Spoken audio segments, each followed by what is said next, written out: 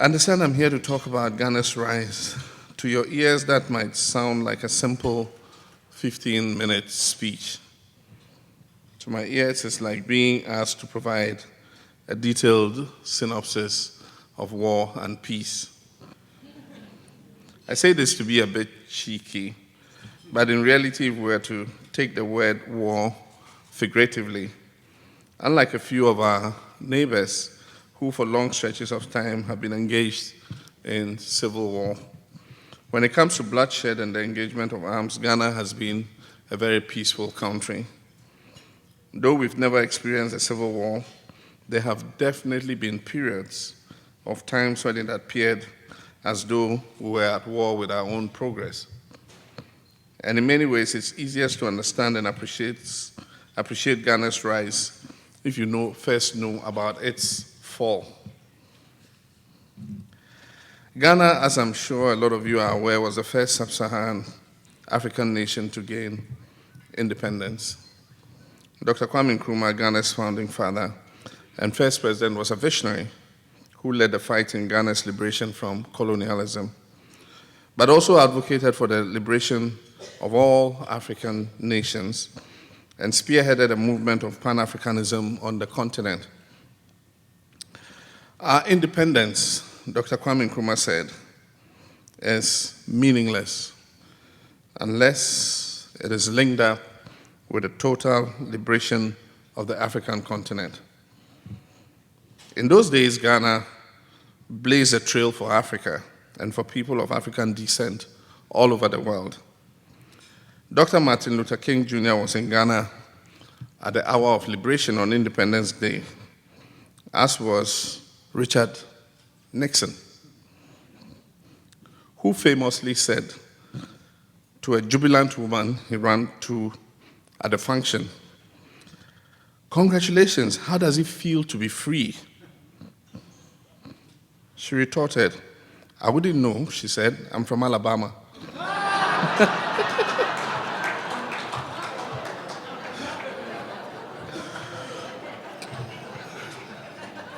That is how powerful a symbol Ghana's liberation was throughout the world. We had managed to empower ourselves in a way that no other black African territory under colonial rule had ever done. My father served in Nkrumah's first government as a minister, and because of that connection to government, my personal life and the life of Ghana became intertwined and shaped my life into what it is today. I wrote a book about this called My First Coup d'etat and Other True Stories from the Lost Decades of Africa. It is a provocative title, I know, but that was done quite purposefully. I wanted the title to reveal and challenge people's perceptions of African politics, African heads of states, and the state of Africa in general. What the title referred to is the overthrow of the Nkrumah government. It was the first coup d'etat I'd ever experienced. I think it's safe to say that it was the first coup d'etat that most Ghanaians had ever experienced. It happened while our first president, Dr. Kwame Nkrumah, was away on an official trip to Vietnam in late February 1966. I was about 7 years old and in a boarding school at the time. I didn't know what a coup was. It didn't seem like anyone else did either. A few months later, after the coup, just before Easter break, the school was to go on vacation. But when all the parents came to collect the children from boarding school, no one came to pick me up. Apparently, my father had been placed in political detention.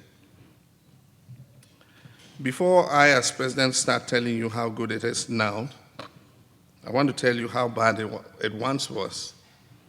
Since I've already written about those years to the best of my ability in my book, I hope that you will indulge me as I read a bit about my world, Ghana's world, as it was back then.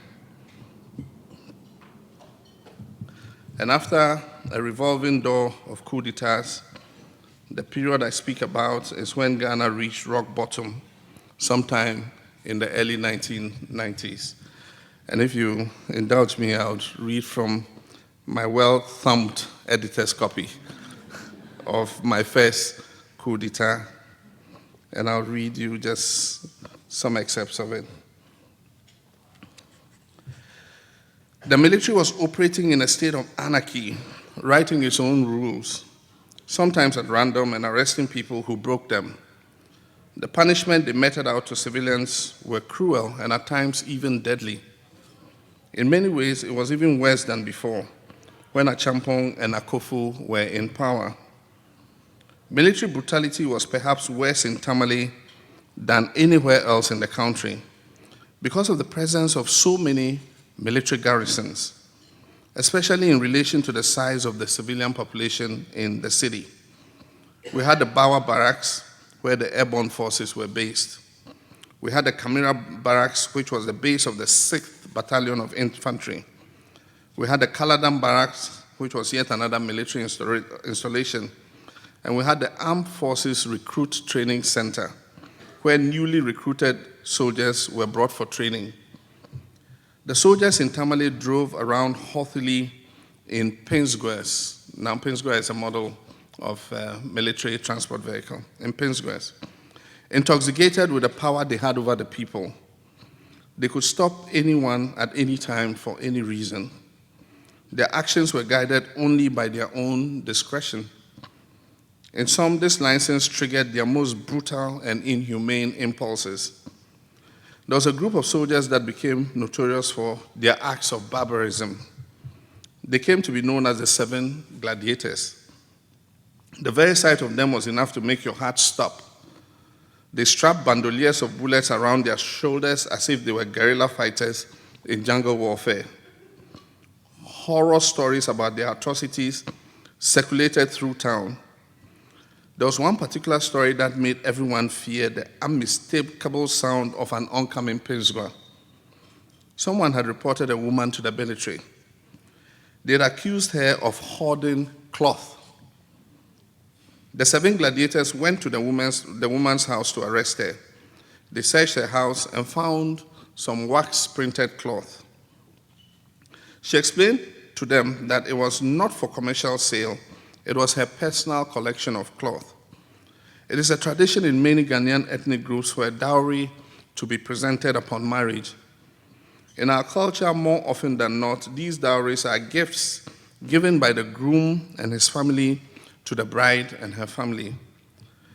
The list of requisite or recommended dowry items varies from ethnic group to ethnic group, but the one item that appears in all of them is cloth. Cloth is also often acquired through inheritance, passed down from grandmother to mother to daughter. The woman told the 7 Gladiators that all the cloth she owned was from the combination of pieces presented in her dowry, pieces her mother had passed on to her, and a few pieces she had purchased herself over the years. The 7 Gladiators did not believe the woman or did not give a damn either way. They arrested her and her husband and led them at gunpoint into their Pinsgwa and drove off, ostensibly to the barracks. Somewhere along the way, they stopped the Pinsgwa and ordered her to get down and disappear. Run, one of the 7 Gladiators told her. Vanish before we change our minds. The woman turned around and started to run back in the direction of her home. The 7 Gladiators watched her for a few minutes. Just as the woman was in fact disappearing into the distance, one of them fired at her. They started to drive away. The woman's husband was traumatized. He started screaming hysterically. Initially, the Gladiators ignored him, but when his screaming didn't abate, they decided to deal with him too. "Oh, you want to go save your wife?" one of the Gladiators taunted. Responding to the cue, the Gladiator who was driving the Pinsgwa stopped. "Get down," the first Gladiator said to him. "Okay, go save your wife."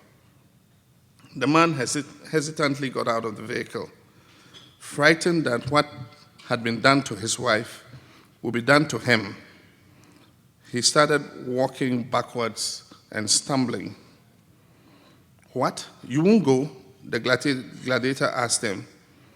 Suddenly, the man became afraid that they would fire at him if he didn't turn around and run. So he did. He ran and he ran until he heard the gunshot and felt himself falling onto the ground. Luckily for the man, a passerby who was rushing home to make curfew spotted him lying in a pool of blood. The passerby pulled over, picked him up, and put him in his car. Further down the road, they found a woman also lying in a pool of blood. The passerby stopped and picked her up as well, and he drove the couple to Tamale Hospital. The man lived, his wife did not. By the time they arrived at the hospital, she was dead. The story about the woman accused of hoarding cloth was especially shocking because of the senselessness of her death. Eventually, it took the intervention of the chairman of the PNDC to disarm the 7 gladiators. But unpleasant encounters with members of the military were common, and each one had the potential to be fatal. One evening on the campus of the Ghana Secondary School, my friend William and I, along with a group of students, had our own unpleasant encounter with the military. The Ministry of Education had asked the school to organize a symposium in connection with United Nations Day. The school authorities had asked me and the other national service personnel to oversee the event. We had invited speakers. Some of us even had acted as resource persons and talked to the students about the history and role of the United Nations. The symposium ended shortly after 8, and the students proceeded to return to their dormitories. William and I were walking with several students when we heard the sound of a pin square, and seconds later, a call for us to halt. We obeyed the order. 2 soldiers got down from the vehicle and approached us.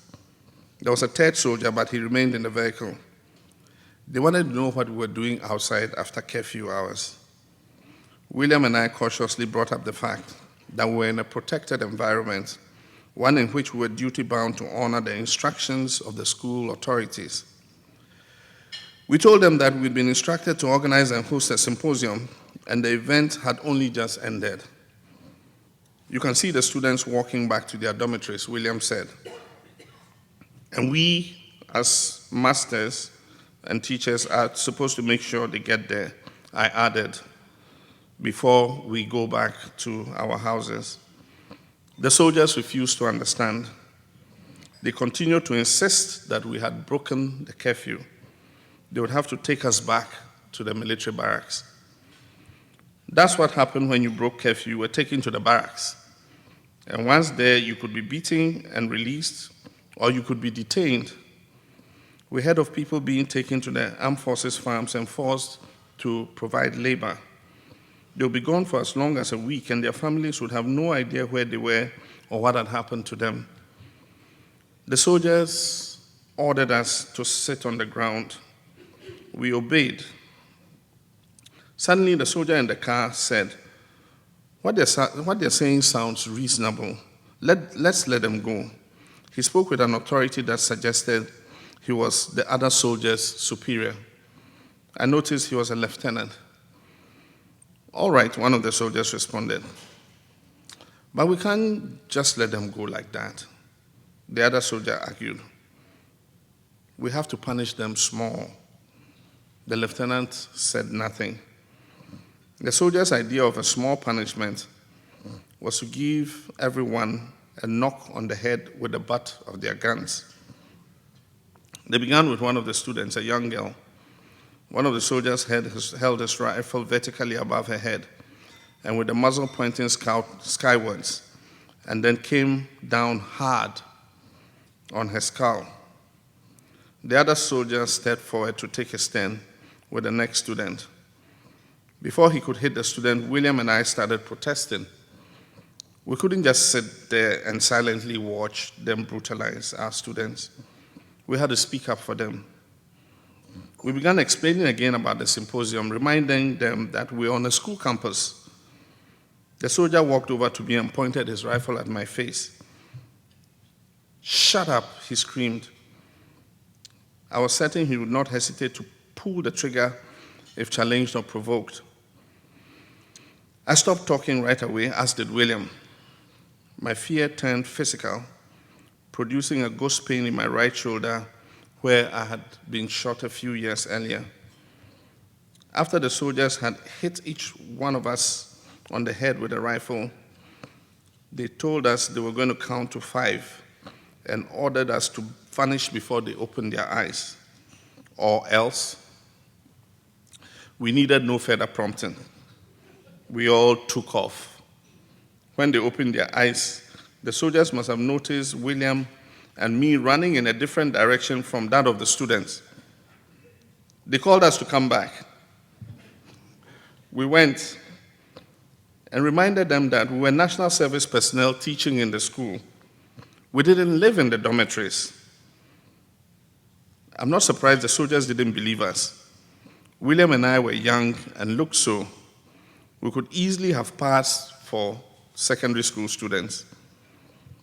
The soldiers asked us to get into the Pinsgua. They wanted to verify that what we were telling them was true. How they were going to do that, I don't know. "Let them go," the lieutenant instructed again. This time his voice was more forceful. He left no room for argument. We watched as the 2 soldiers joined the lieutenant in the vehicle, evidently annoyed that their amusement had been cut short. William and I stood in place. We wanted the Pinsgua to go completely out of view before taking another step. Once we felt sure the soldiers were gone, we started walking at a brisk pace back to our bungalow where we were housed. We were almost home when William and I saw 2 lights moving in the distance. Probably the glow of paraffin lamps. When students didn't have power for their evening study sessions, which was fairly often because of the power rationing, they used paraffin lamps. We watched the lights move deeper into the campus in the direction of the dormitories. The Pinsgua was approaching the 2 lights. For a few moments, the lights remained still, shimmering side by side next to the Pinsgua. The lamps didn't illuminate the spot well enough for us to actually see the events as they were unfolding. However, when the lights moved into the Pinsgua and the vehicle began to drive away, it wasn't too difficult to figure out what had happened. William remarked on how the soldier had most likely found some unsuspecting students to harass. I offered my take on the matter. "It looks as though they are being arrested." "Poor kids," William sighed. Under any other circumstances, we would have rushed to their aid, but we just stood there watching, silenced by our own feelings of helplessness. The Pinsgua drove for less than 5 minutes before coming to a screeching halt. The lights, paraffin lights we had seen, moved out of the vehicle and once again stood still. William and I couldn't bring ourselves to go inside our bungalow. We felt we had to witness the outcome of whatever was happening. Would the paraffin lamps start moving, heading once again towards the students' dormitory? Or would the soldiers extinguish those lights and detain the individuals holding the lamps?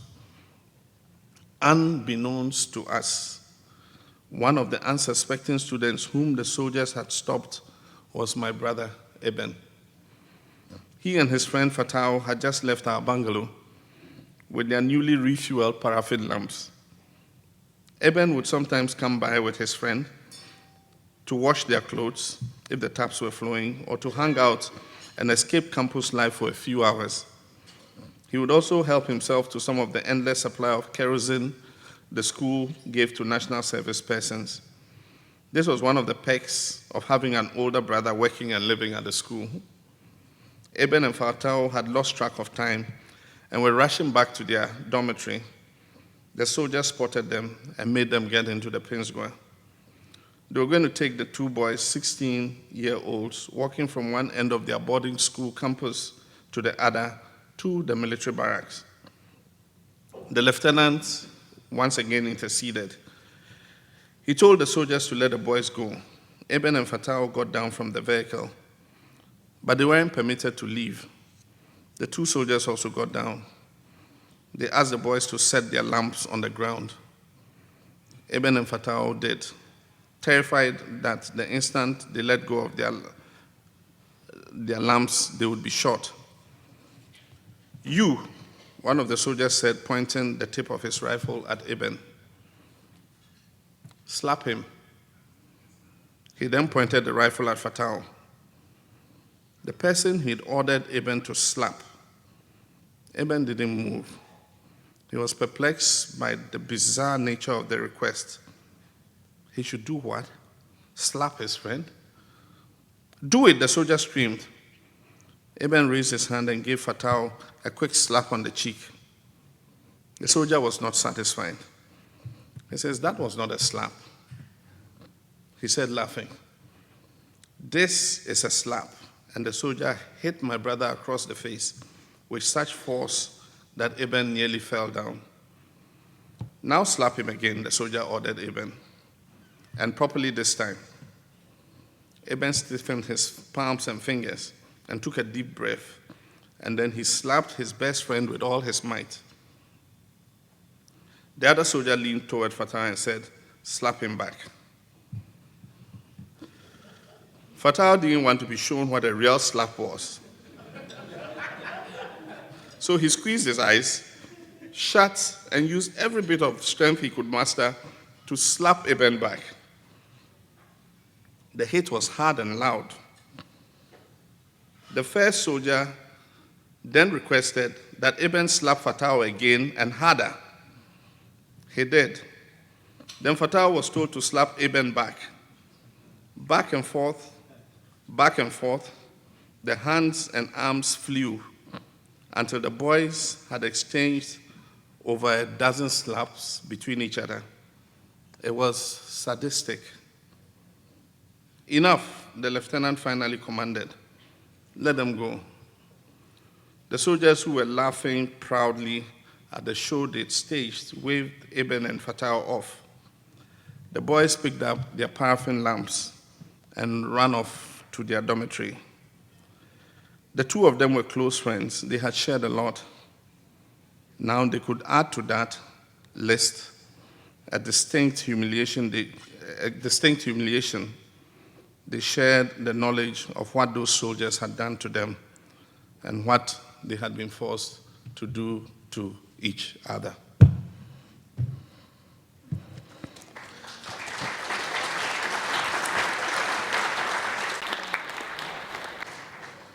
And so Ghana is rising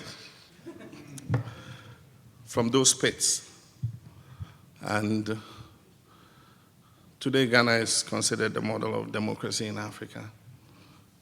And it is from there our respect for human rights comes from. The rule of law, democracy, good governance, free speech, independent media. Indeed, Ghana is considered to have a freer and more independent media than the United States of Africa in the last survey. And we have 300 FM radio stations, probably the most radio stations per capita in Africa. And all of them have political talk shows from 6 o'clock to 10 o'clock in the morning, and then again from about 3 o'clock to 7 o'clock in the night. And we have 25 million presidents in Ghana. And each of them knows my job better than me. And so every morning and every evening, if you listen to the political talk shows, they're telling me how I should do my job. And that is Ghana. For 2 decades, we've experienced positive economic growth. The economy is expanding, and the prospects and opportunities for investment are very good. Ghana is the most stable, peaceful, secure country, I dare say, in Africa, with some of the lowest crime rates. We have a growing middle class with increasing disposable incomes. In 2010, when the Ghanaian economy was rebased, it was said to be worth about 37 billion. It's grown since then. And we have successfully implemented the Millennium Development Goals. And one of the reasons I came to the United States this time was to attend the UN General Assembly, which was in two parts. One, to adopt the Sustainable Development Goals, and two, for the General Assembly debates. We successfully adopted the SDGs, which have 17 goals and more than 100 targets.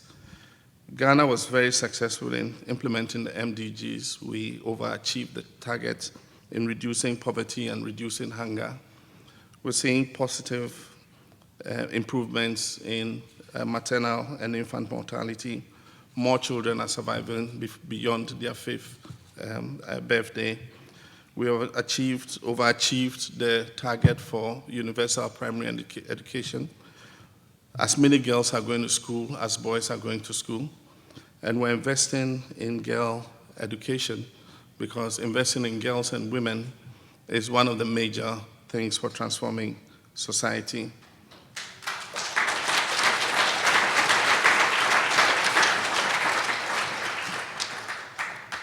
And I have appointed many women into my government, two of the most distinguished of whom are here with me, the Minister of Education, Nana Jane Opoku,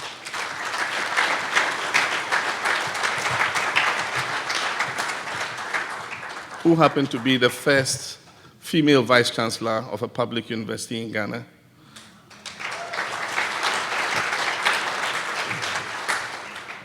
And I have the Minister of Gender, Children, and Social Protection, Nana Oye,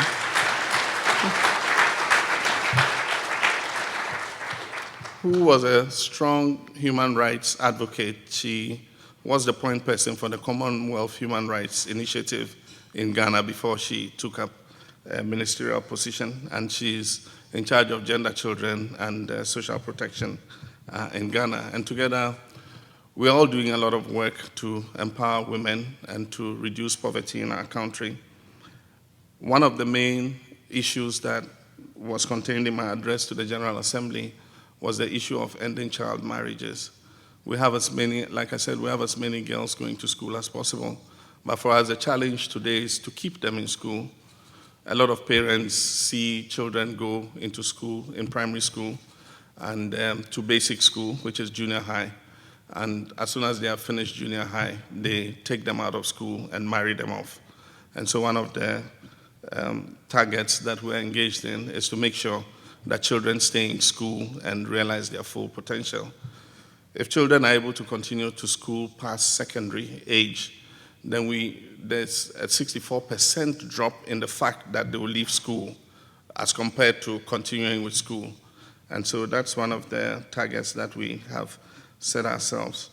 Ghana has many opportunities. It's the second largest exporter of cocoa, and it's called the Gold Coast. It's among the top 10 exporters of gold in the world.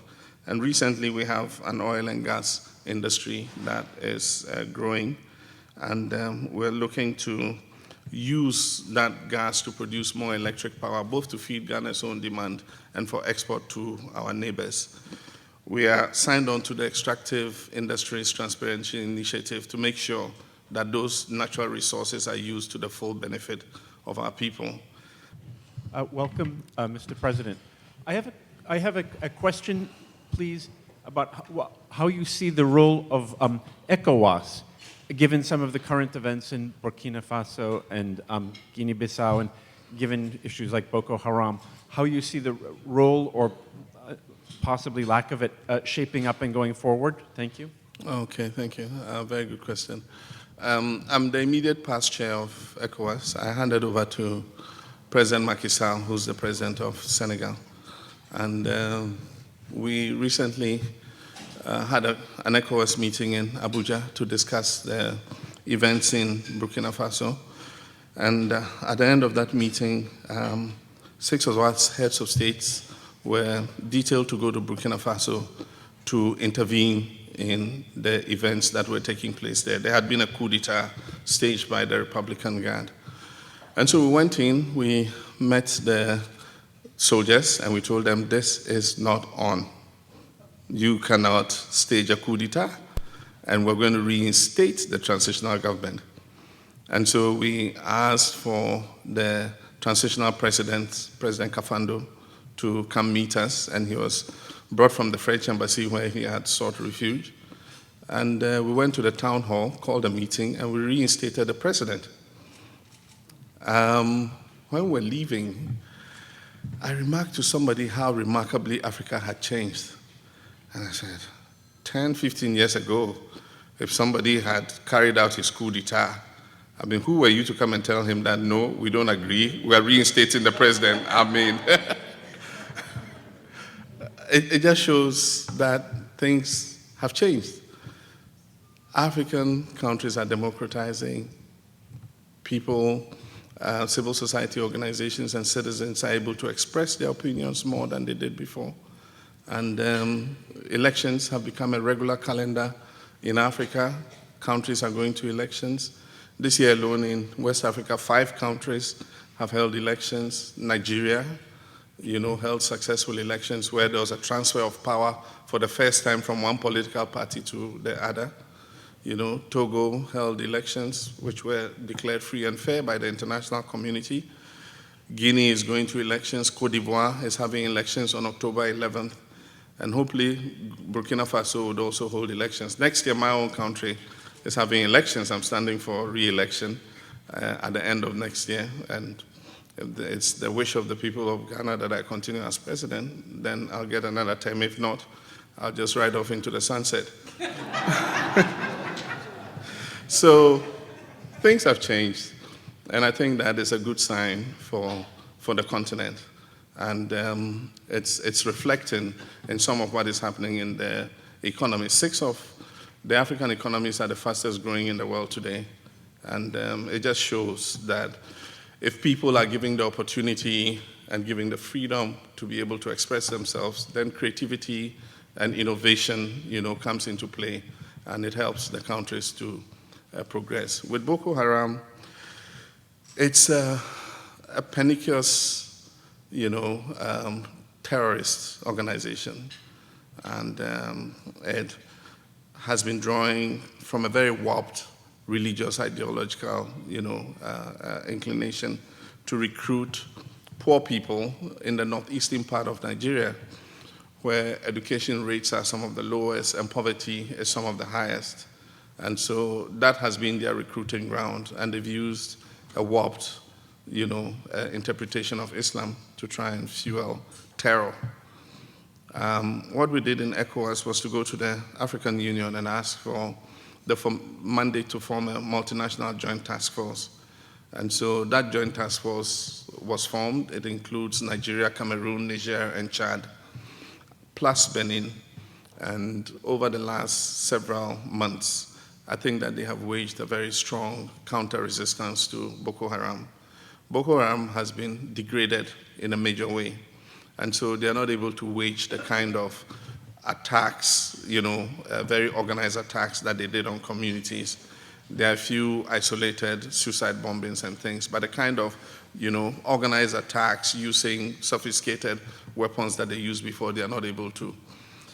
It's unfortunate we've not been able to locate the Chibok girls yet. They are a prized asset of Boko Haram, and so I think that they are moving with them. And a lot of people have been freed from Boko Haram, but they consider these girls a prized asset, and so they are continuing to move with them. But I know that the Multinational Joint Task Force is doing its best to locate where these girls are and to try and extricate them with as little casualty as possible. And so the fight is still on. It's like all these other terror, organizations you find in Syria, in Iraq, and other places. The fight against terror is not a fight for one country, it's the fight for all humanity. And Ghana and ECOWAS stand very strongly with every other country that has faced terror. We stand with them in the fight against these organizations. Thank you. One question back here. Hello. Good evening, Your Excellency. My question is in regards to the power situation in the country currently. I know that a lot of the issues is not your fault. You happen to be the president when there are much larger issues in the country that have come to a head. In the case of Increment built the dam and he built the reactor back in the 60s for about 8 million people. We're now, as you said, around 25 million people. What ways are we trying to move forward to allow the country to move and have adequate power, and what deep structural things is the administration doing? I know we're selling power to the people up north, and yet we ourselves don't have enough power. So can you please let me know, as a countryman, what we are doing? Thank you very much. Okay, all right. There are two factors. One, Ghana's population, and then two, economic growth. I mean, at independence, Ghana was a little over 4 million people, just almost 5 million. And today we're 25 million people. And so it means that the demand for power is increasing just by sheer increase in population. But also because the country has been growing positively, like I said, over the last 2 decades, there is an increase in incomes, and so people are using more electronic gadgets, and more homes have access to gadgets that demand more power than we did in the past. And so we estimate that Ghana's power demand is growing at between 10 and 12% per annum. We had the first dam that was built hydropower dam that was built by our first president, Dr. Kwame Nkrumah. And that dam, at the time it was built, was a dam with a capacity of 900 megawatts. And the whole country at the time was consuming just about 100 megawatts. And so it just shows what has happened. We've outstripped the Akosombo Dam. We had a second dam built that produces 170 megawatts. That's the Kong Dam, for those of you who know Ghana. We've outstripped that. We have a third dam that I commissioned a few years ago that produces 400 megawatts.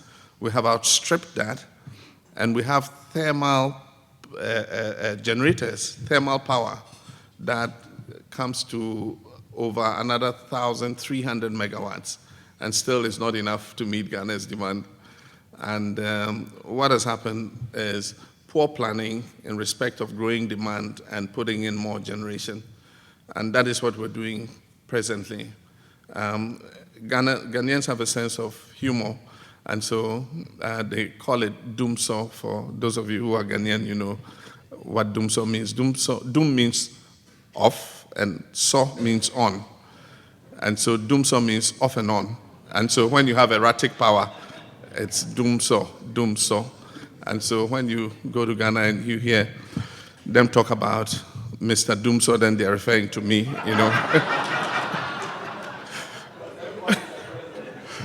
because I happen to be the president at this time, and I have said I take responsibility, and I'm going to do something about it. So what we're trying to do currently is to put in emergency power, and so we've signed up for emergency power, which we expect to put in over the next several months of 1,000 megawatts. And then we're planning another 3,500 megawatts over the next 5 years. We know that if we put in that amount of power, it would exceed the demand Ghana consumes. And so it will make it possible for us to become the power hub in West Africa and export some of that power to our neighbors. We already have experience in exporting power, because when we had the Akosombo Dam and it provided more than we needed, Nkrumah signed agreements with Togo and Benin. And so Legacy Hydro is, an agreement we have with the two. And so as I speak, even in our shortage, we are supplying Togo and Benin with power because it's an agreement that we have with them and we cannot renege on it. But we'll be out of this situation soon. We'll be able to balance out, supply and demand, hopefully by the end of the year. And then with the IPPs that we're signing, what we're doing is we realize that government cannot leverage all the investment to produce the power that Ghanaians want. And I was the Minister of Communications before, and we did the same thing for telecoms. We had all these state-owned PTT monopolies, And we put in the right environment, liberalize the telecom sector. And today, the telecom sector is driven by the private sector. They're producing, the kind of service that Ghanaians could not have imagined. We have more than 30 million subscriber lines for 25 million people. If you share those lines equitably, then it means even 1-day-old babies, born today have mobile phones in Ghana. And I'm hoping that we can do the same in power, leverage private sector investment through independent power producers to be able to generate enough power to feed Ghanaians. And I believe that competition, would inure to the benefit of Ghanaians. So we have time for one more question. Last question. Okay, I guess I was told that I'm the last person. Mr. President, I just have 3 questions, but it's 3 in 1. Wow. Well, you can answer them. Okay. 3 years ago, you were here. You came with Nana, Mary. You came to 3rd Street on a Writer's Guild, where you came and signed, autograph your book. And remember, I asked you, when will be the next copy? The second question is, how's your family doing? Oh, wow. And the third one is, remember, I told you I'll see you in Chambers. Yeah. My question, last 3 years ago, Yeah. I was William Amachi, former national athlete from Ghana. Oh, okay. So I just want to know how the family is doing. Okay. All right. No, thank you. How sweet of you. How's the family doing? The family is doing fine. I have 2 of my sons here, Shafiq and Shahid.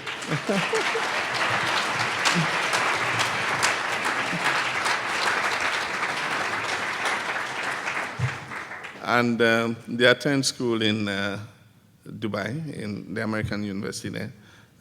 Shafiq is in final year, Shahid is in 2nd year.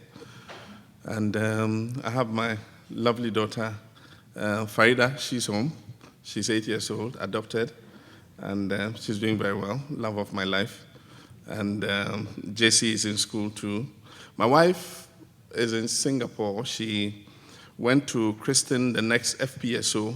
An FPSO is a floating production storage unit, something like that. And it's used for production of oil. We have another oil field coming on stream called the 10th field. The first field producing in Ghana is the Jubilee field. It's producing 120,000 barrels per day. And we're opening the next field in the middle of next year to produce oil and gas. Gas to produce power, oil for refining and export. And a floating production storage, ship is being produced.